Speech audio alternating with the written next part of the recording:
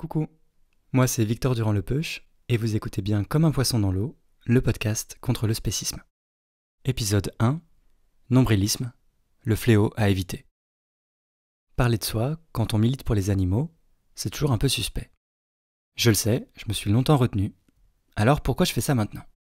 J'ai envie de partager avec vous pourquoi j'ai un peu disparu et aussi la raison qui fait que j'ai pas trop expliqué au fur et à mesure ce que je faisais cette année et que je le fais que maintenant.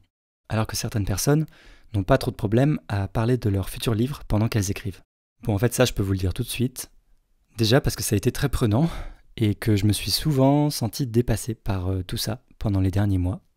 Mais aussi parce que tant que c'était en cours, j'étais pas complètement sûr de m'en sortir. Je me disais, j'y croirai quand je le verrai fini, ce bouquin. Et surtout, je veux rien annoncer ou promettre à personne avant d'être sûr qu'il existera pour de vrai. Je sais que raconter les coulisses, c'est quelque chose que j'ai trop peu fait. Dans le podcast, notamment.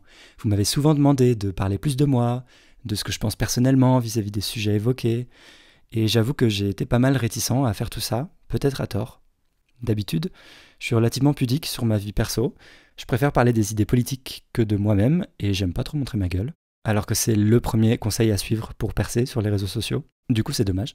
Mais je suis assez convaincu que c'est une bonne chose de pas trop se mettre en avant, de pas prendre la grosse tête, de pas se la jouer trop individualiste, et surtout de résister aux phénomènes de starification qui se mettent assez vite en place, avec tout ce que ça implique de phénomènes problématiques autour de l'admiration de figures charismatiques, et du suivisme et des asymétries que ça entraîne.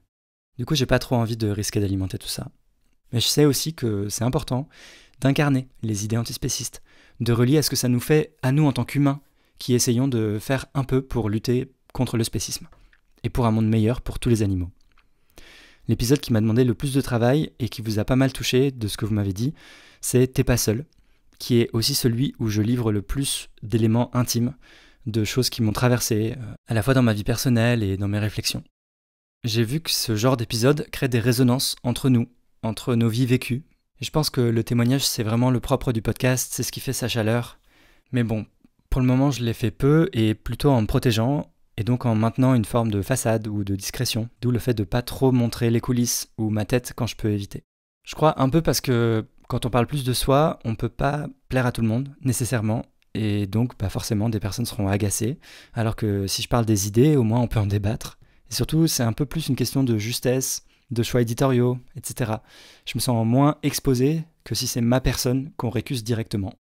Et bon, là, une amie m'a soutenu que ce serait vraiment intéressant de raconter l'écriture du livre, et je me suis laissé convaincre, notamment parce que pour être parfaitement honnête avec vous, je vois cette série comme une façon de vous rendre curieuse et motivé à lire le livre et faire circuler les idées qui s'y trouvent. Donc voilà, de façon très transparente, sachez que c'est déjà la partie promotion du livre qui commence là. Mais bon, dans cette série, j'ai prévu de vous parler de choses qui sont plus intéressantes que ma petite vie perso, parce que l'écriture est un monde qu'on connaît pas trop avant de s'y plonger, en tout cas moi c'était mon cas. Et surtout que ça peut servir, je pense, aux antispécistes qui auraient l'ambition et la motivation d'écrire. Je vous en reparle dans le prochain épisode, justement. Mais du coup, ça me semble important de ne pas éluder la question « Est-ce que je m'éloigne des animaux en faisant ça ?» Est-ce qu'on peut vraiment parler de sa petite expérience d'écriture de son premier livre sans tomber dans l'ego trip ? Et j'ai l'impression que ça soulève en fait une des difficultés qui traversent le mouvement antispéciste. C'est une lutte qui est beaucoup menée par des alliés. Alors les animaux opprimés résistent, s'opposent aux violences, se débattent de toutes leurs forces, souvent, expriment et agissent d'innombrables façons différentes leur opposition au spécisme et au mauvais traitement qu'ils subissent. Mais les humains ont établi un tel niveau de coercition et de contrôle sur leur vie et sur leur mort et sur chaque détail de leur existence qu'ils se trouvent dans une situation de grande vulnérabilité parce que juste leur rapport de force est incroyablement déséquilibré. Et donc, il y a besoin que des humains humaines, c'est-à-dire des membres de la classe de leur oppresseur, se placent en solidarité avec eux et s'engagent pour leur émancipation et pour l'égalité. Mais du coup, c'est aussi une des grandes fragilités du mouvement antispéciste, parce qu'on a tout intérêt à les trahir, à juste jouir de nos privilèges humains, à se remettre à participer à leur oppression, à ne plus parler de leur sort du jour au lendemain. En tant qu'humaines, dans une société spéciste, tout nous pousse à abandonner les animaux. Et un des risques de cette situation délicate, c'est que nous humains, on adore qu'on nous parle de nous-mêmes. Et ça nous intéresse souvent beaucoup plus que quand on nous parle des autres animaux. Donc même quand on est antispéciste, on va plus facilement s'identifier à d'autres humains humaines qui parlent de leur expérience, de leur véganisme par exemple. Mais du coup, on a vite fait de perdre de vue les motivations de notre lutte. Et on est sans cesse poussé vers moins de radicalité sur la question, à mettre de l'eau dans notre vin ou à nous décourager. Parce que si on arrête de militer, si on déraille, les animaux ne viennent pas nous tirer la veste pour nous dire « Mais qu'est-ce que tu fous ? On continue de crever nous pendant que tu te relâches. » Et donc c'est incroyablement facile et peu coûteux de la retourner, cette veste.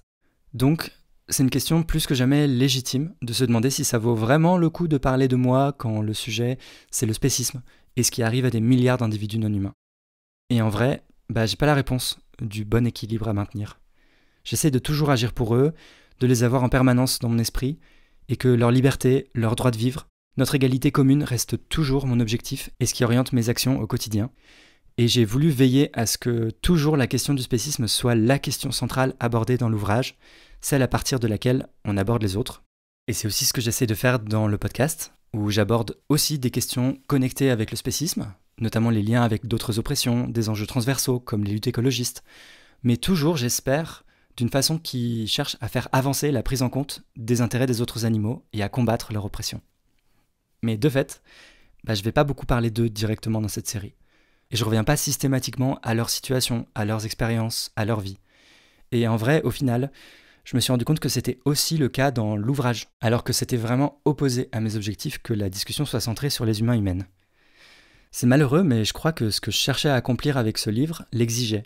C'est-à-dire, non pas un panorama de l'exploitation animale, je pense que d'autres l'ont fait et le feraient mieux que moi, mais plutôt une cartographie de l'idéologie qui perpétue l'oppression systémique, qui organise la domination humaine.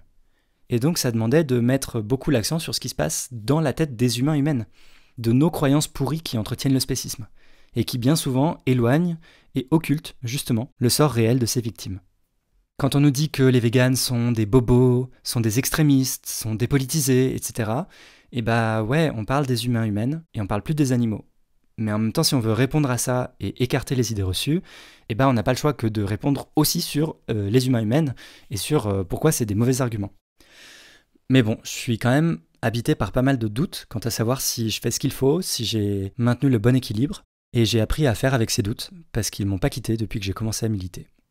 Bon, mais là, en l'occurrence, en commençant à écrire, j'ai pas eu le temps de me poser 1000 questions. On est venu me chercher, et dès le début, je savais que j'aurais pas beaucoup de temps pour l'écrire, donc il a fallu que je me lance à l'eau, la tête la première.